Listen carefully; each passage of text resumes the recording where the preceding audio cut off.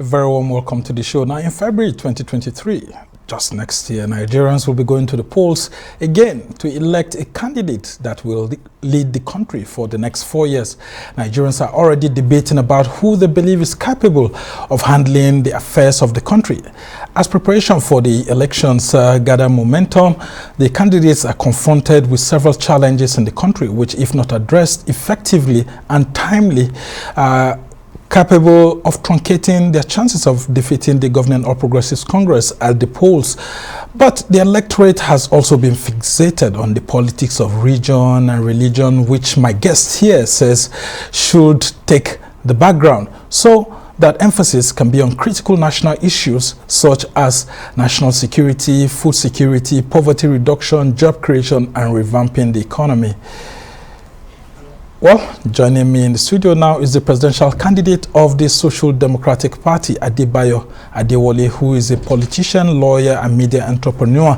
Now, Adebayo is also chairman of Blueprint Global Group in Washington, D.C., United States, and he's also a board advisor of the U.S. Black Chambers of Commerce and board advisor of the National Black Chambers of Commerce in the U.S.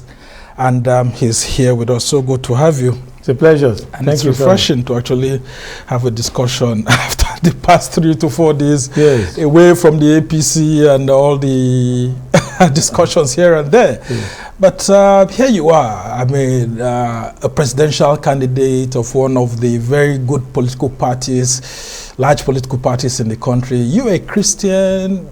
Have you had people questioning your faith in the midst of all of this discussion? Well, the person who actually question my faith the most is me, because I know the precept of what it is to be a Christian. Just before I came to your studio, I was speaking to the Reverend Father, and I said, "Oh, for us, your practice as a life," I said, "Well, you know, I was having a lion's share of the conventions, so I allow other people to come for convention at this time."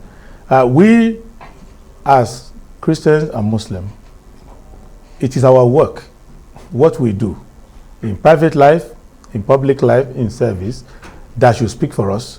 We should not use religion to claim employment, to claim vote, to claim any of these things. I think religion should be used as a moral guidance.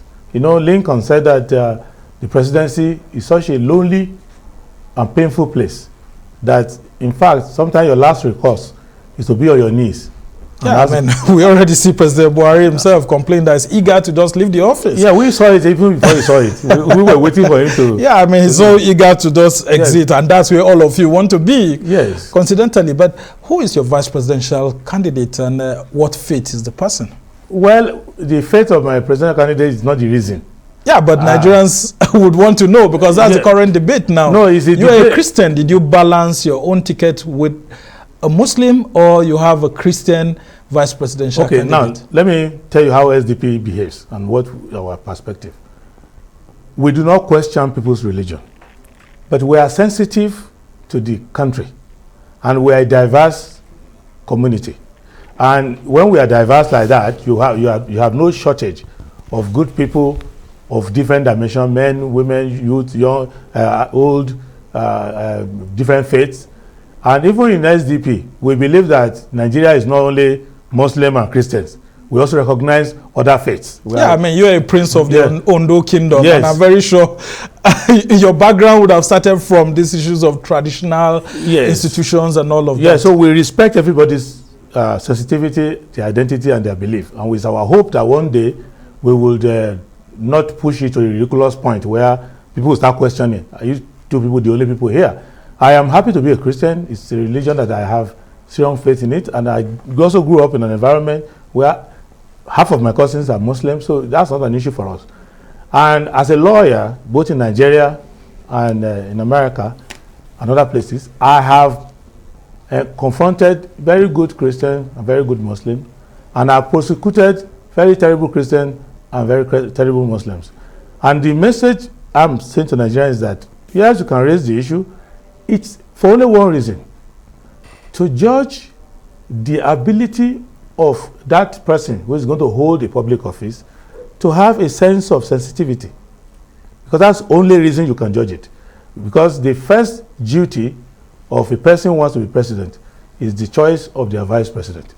And the parameters and things that they use matters. Yeah, but I don't and that's what I was asking you. I don't want us to narrow. Your own vice presidential We candidate? will announce that because my party wants to be there. We want to do an announcement. You still have between now and Friday, yes, though. And what I will have told you, but on Thursday, my party wants to do a grand ceremony.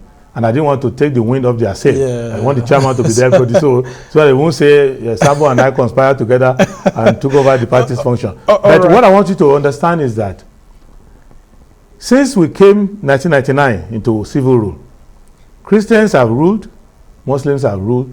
In fact, both have ruined us. So we should not use religion as a major criterion, because all the evils that have been done, we have first 8 years was ruled by a person who was nominally a Christian. That government didn't look like what was run by a Christian. So that history will judge that. Then after that, we had Yaradua for a bit. Then we had the last 8 years now ruled by a practicing Muslim. This is not how I know Muslims to behave.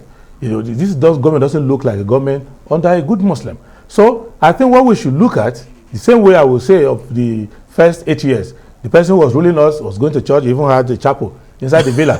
But I can tell you that that's not the standard of a good Christian. So because when the righteous rule, people rejoice. And we haven't rejoiced since 1999. So I don't want people, I don't say don't question it, but don't make it your major criterion that, oh, the whole thing, if I'm a thief and I look for a Muslim thief to join me, then I'm clean. No.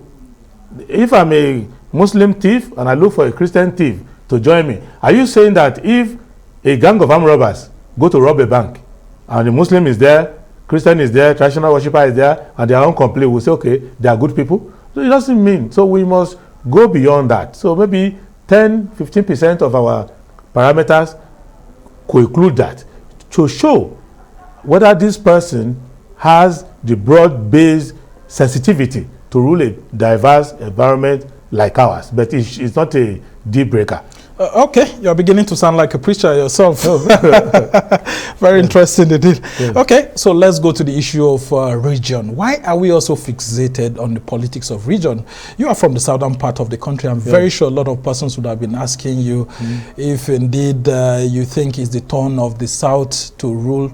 And some people, if you're campaigning to them, would want to tell you that they prefer someone from the north, because in the politics, for example, maybe of the PDP, the north hasn't ruled so much more than 2.5 years since 1999, and they wouldn't want to vote for someone like you who comes from the south. Have you been confronted with all those issues of region? We've talked about religion now, but I want to talk about region before we get in politics. Whatever argument you want is available in abundance. So what politicians do is they first locate their interests.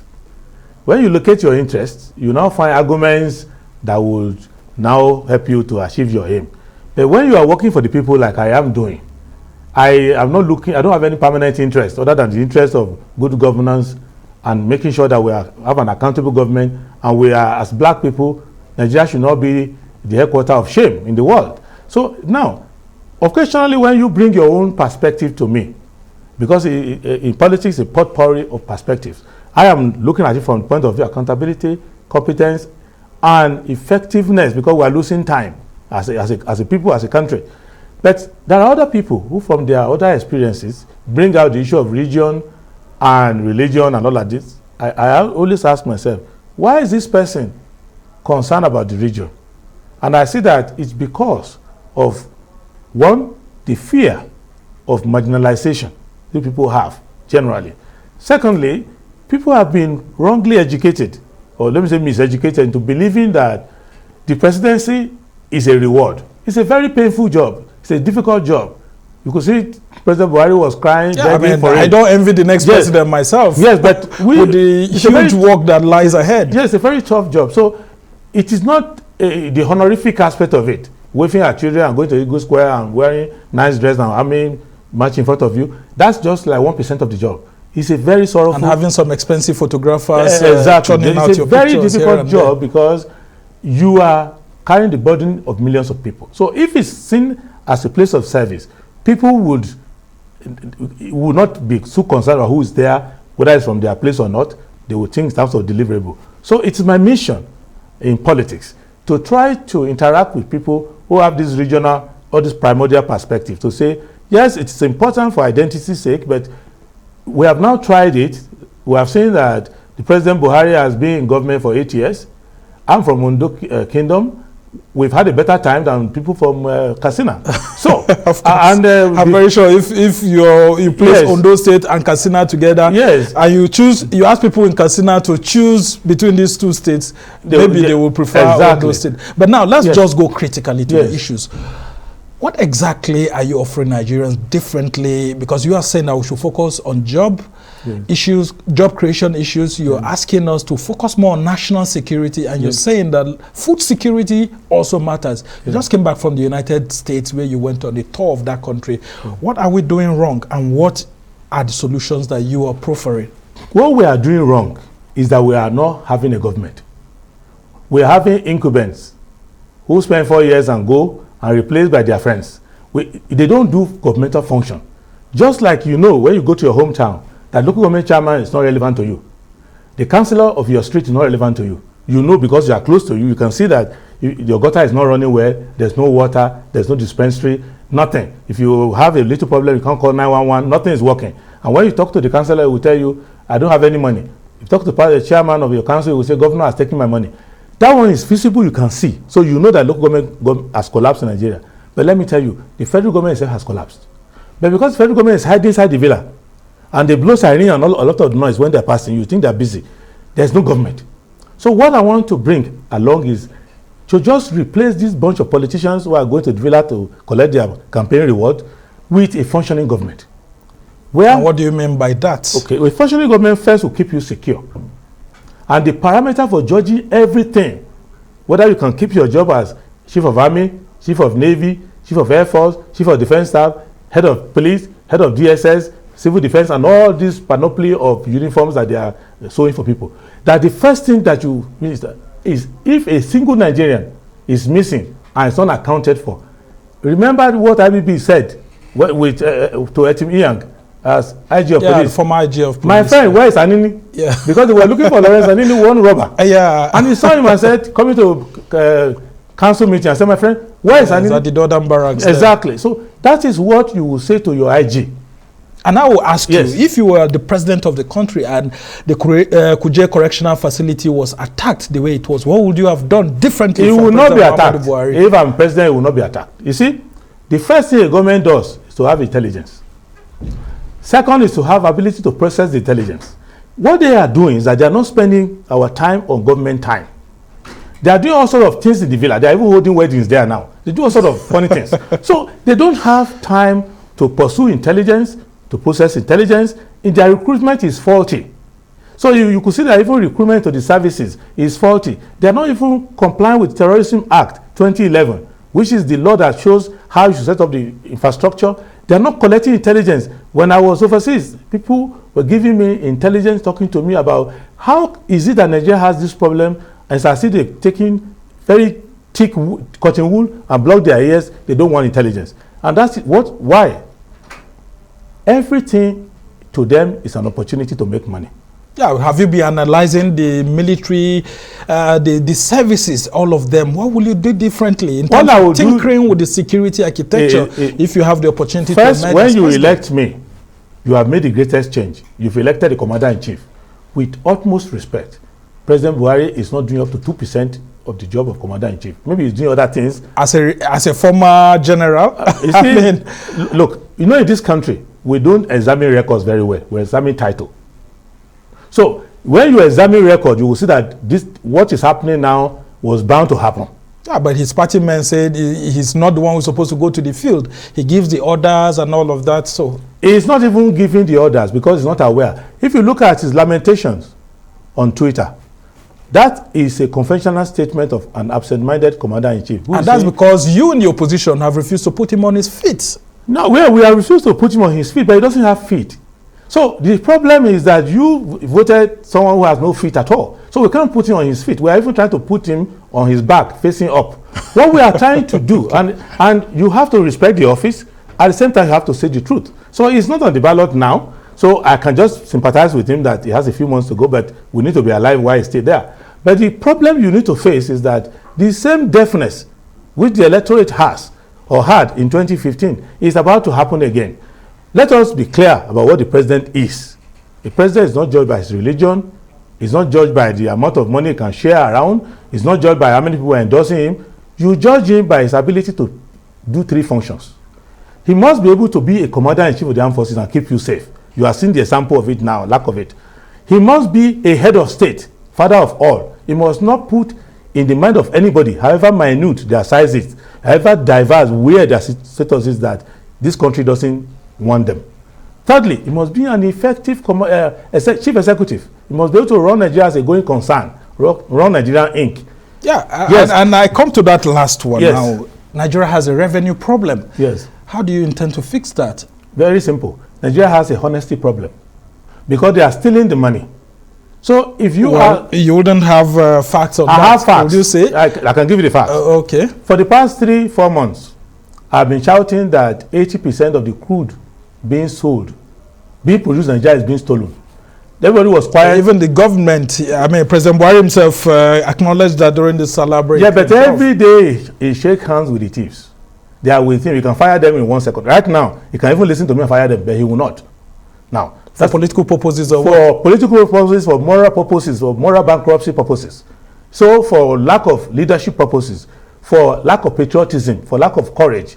So for just finding yourself enjoying the office and not knowing how to do the job. Now, second is that even the little that comes in is being stolen by the apparatus of government. It's not me talking. So how will you fix that? When this government came, it came with the issue of TSA. Yes. And what would be assessment of such that? I mean, the treasury single account at the moment, has the government made something good out of it? Have we been able to save more money? What will you be providing as an alternative to revamp the economy, especially in terms of job creation? You see, I've already started job creation. When I was in Washington, for many years, I've been helping the National Chamber of Commerce in America. So I go all over the world advising them, fixing projects for them and all of that. I'm an investment lawyer. When I was doing these investment law services, I couldn't take investment to my country because I brought many companies to this country. Many of them ran away because they will go to jail immediately, because right from the first go, people want to use them for money laundering, people want to pack money into their contract. So these people said, we can't come here, because a well-run American company came here to build an airport. I was their lawyer. They came to me and said, we forfeit the contract, we are gone. Because the new governor came and was telling us to pack the contract 10 times over again and pack money inside it. And you didn't report him to the EFCC? They just decided, as an American company, it's not their job to run your country, to say, we quit. And they left. They gave it to one company in Nigeria, the airport, they blew all the money. So when I started running for president, I know that, okay, first thing I need to do to even calm everybody down is to create 30 million jobs. So yeah, I've been reading about that. Yeah, so I went back to the National Black Chamber of Commerce. I said, look, can you help me? Let's talk to these companies. I am going to give you the condition you are running away from. I'm going to remove it. Remove the corruption, remove the bribery, remove all the bottleneck. Now, remove the idea of you going to the Nigerian embassy for visa and they're already collecting bribe from you. So I remove all of that. What I need from you, from 5 sectors, I need to create 30 million jobs. And we started calling the CEOs. And I was at a press conference in Washington, D.C., where I secured 30 million jobs. So this 30 million jobs, that's the first phase. It's not because there's something fantastic about me. Any president who is committed, who is facing this, who is not facing, let me borrow money to scatter the election and bribe voters, and then use the whole 4 years to pay them back. If he's focusing on what I'm focusing on now, from the first day, I know where the job is going to come from. It will come from agriculture and agro-allied. Okay, that's you over there, man. Yes. Consulting so with lots of people. Yeah, it will come in terms of green energy, because the whole world needs that, of course, of net neutrality. It will come from infrastructure. Infrastructure that we're not going to borrow money from China, and we're not going to use our money. It's just to say... Yeah, but the Chinese are even not borrowing us money any longer. No, they can't lend you because they don't even There's investment fatigue. Yes. And not only that, they have seen that there's no executive capacity. So because that's why you notice now, that... how do you intend to create that 30 million jobs? That's what I'm giving you now. For example, there are 2,000 companies that have signed up, 2,000. So when you look at these companies that ordinarily, from even their ancillary services, they can generate 60 million jobs from ancillary services. These are big companies, and many of them are willing to come immediately. And as the campaign goes on, even before the campaign, they will come back here, not because I met them in DC, they are also coming here to outline how this job will be done. They don't want to be part of our politics. They are interested in showing you that Nigeria has a capacity to employ the entire West Africa. The only thing you need to do in Nigeria is allow agriculture to run, which means you need to have security so that farmers don't just get killed. But sorry to just interject here. Yes. We had this sort of things in 2015 when the APC was campaigning and all of that. They'll bring foreign investors here. And of course, if you look at the statistics now, Nigeria's foreign direct investment revenues, everything's just down. So when people hear you reeling out the statistics and of course seeking foreign help, people will be suspicious and they will say that, okay, what do we do in terms of our own domestic investors to ensure that even the billionaires who have monies in dollars that we have are able to reinvest their money in the economy instead of taking it out? Okay, there are 4 things we can do if we have time, but the first thing people should be suspicious of, you should be suspicious of their own sense of judgment. Because 2015, these people who came in 2015 should not have succeeded in fooling anybody at all. The person they presented as their candidate had been in government before. He didn't succeed in doing anything major. That's number one. Number two, people surrounding him were the people causing the problem he claimed he was coming to solve. He was flying jets that they paid for. They were spending the way You mean Buhari himself? Exactly. Buhari was spending money, the election APC was spending money in competition with PDP, who was printing his own dollar. I don't know where they printed their own from. So you will see that if you look at said it with his own mouth that he didn't have dollars to bribe APC delegates then in 2014. But people were doing on his behalf. But not only that, people to his right, he came like, I don't want to be blasphemous, he came like that picture of somebody having a tip at the right, another tip at the left. So you look at him, you realize that this gentleman who is talking, first, is not saying what he knows how to say. They are putting words in his mouth.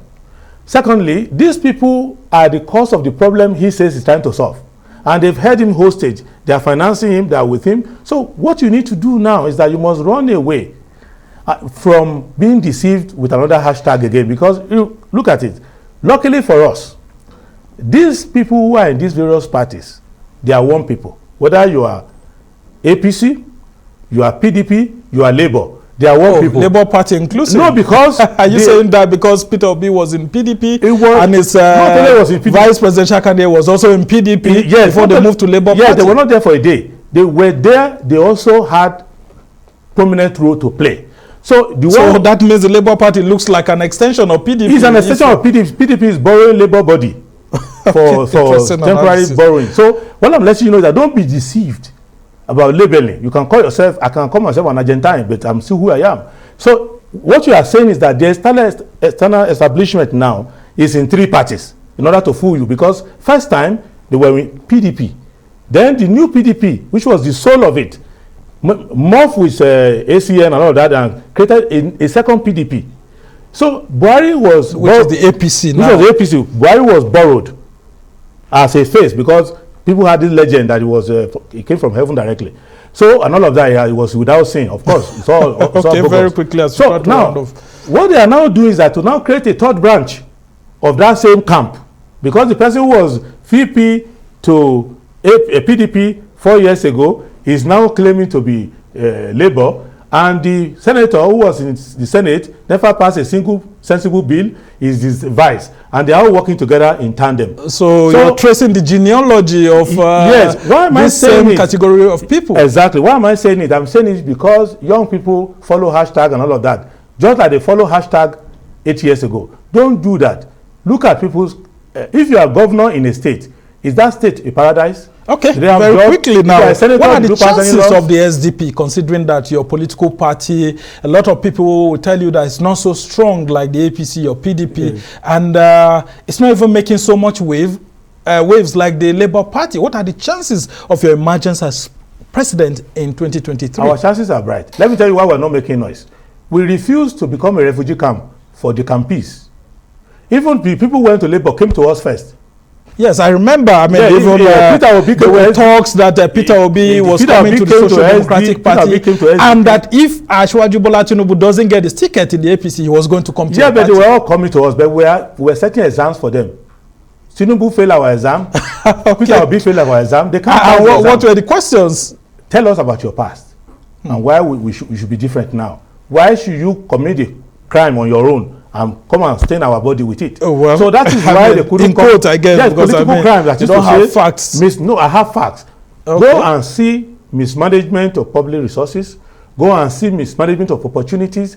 Go and see somebody who spent years in the Senate, whether he passed a very single law. Yeah, but you haven't held a public office before, so yes, the voters cannot judge you directly. Now, as we go into this election... They can judge me, one, by my entire life, because these people didn't become bad when they became public officers. I can tell you, but I'm not here to... But it's easier for you because you haven't held public office to say, okay, maybe a Peter Obi had issues as governor, or Tinubu had issues as a governor, or Atiku had problems as a vice president. Why should they trust you when you haven't held any public position that they can judge you with? Okay, this is what you do. You look at the person's life, it's not hidden. I've been a lawyer here, I've been a lawyer overseas, I've worked, I've done many things, I've established company, I've actually created jobs. I'm not creating a shop somewhere where I import something from China. I've produced things inside this country. So you check my record. You go to AMCON, you go to banks, you go to deal with me, whether I'm a crook, whether I cheat. Then you look at what I say relative to the truth on the ground. Because what you need to do, if you keep saying that the only way you can get a fireman is to go and hire an arsonist, you will not be able to put an end to fire. Okay. So you cannot say that because these people who had this so-called experience did not produce anything. It just wasted opportunity. Okay, so very quickly. What I want to do for you is to give you... Why should Nigerians vote the Labour Party? The Social Democratic Party in the 2023 polls, in the light of the fact that even the SDP has held some positions, but we haven't seen so much in terms of its lawmakers that it produced and all of that, though we've seen that they've been participating in elections better than some of the newer parties. Our lawmakers have been doing well. Go to states where they have governor, there are only the lone voices there. We don't form majority. Not only that, our party produced Abiola 1993, and we are working on the same principle. That's SDP is different from this one. It's not. Because, let me tell you why it's not different. Why it's not different? Because it's the same tradition, the same manifesto, the same farewell to poverty, only that unfortunately we have insecurity. The same method of bringing somebody who had never had councillorship position before. That's what we did in 1993. We didn't go for Damushi Roma, all of those people. We went for MKO Abiola, a businessman who has made a success, who knew what he was doing, a professional accountant. The same tradition. So you're a replica of that. Well, I cannot claim to be in his shoes. He was a great man. I'm just a humble man in my own right. But what I'm saying to you is that it is the tradition of the party to say that we know there are people offering us a lot of money, saying, just give us the ticket. We say, no, we will come and give Nigerian one fresh face, fresh idea, fresh and clean record, so that people don't say, oh, there was no alternative. Oh, okay. That is why we thank you so much, Adewole Adebayo. This is the only time we have for now. Thank you. We hope to have you here some other time so that we'll have a longer conversation, but we must thank you for trying to create an alternative to all the discussions that we have, and then, of course, educating Nigerians on the need to defocus from the issues of region and religion. We must thank you for being on the show. Thank you very much.